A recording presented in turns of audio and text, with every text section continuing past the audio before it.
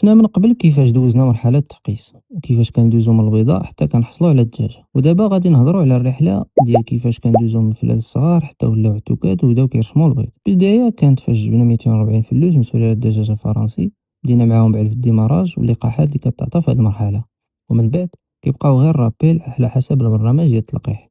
من تما بدينا كنركزو على التغذية، على في الديماراج وعلى في اللحم اللي فيهم بروتين مرتفع، وكذلك على في البياضة، وكنعطيوهم بطريقة منتظمة وبكميات متفاوتة على حسب العمر ديالهم. وضروري نعطيوهم حتى الفيتامينات بحال بوستير 2 مرات في السيمانة، ولا كانت الحرارة كنبدلوه فيتامين سي اللي كنزيدوه مع الماء باش يبقاو بصحة مزيانة. وباش نحميو الدجاج ديالنا من أي أمراض كنشربوا لهم الدواء ديال الكلاوي والكوكسيديا في الماء، وفاش كيكون شي تغيير في العلف كنعطيوهم هاد الدواء ديال الكبدة، وملي كيكون شي مرض كنستعملوا أدوية أخرى بطبيعة الحال.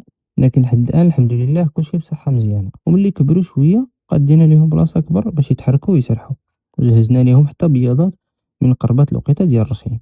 والحمد لله من بعد هاد المراحل كاملة بدا الدجاج كيرشم البيض نهار على نهار.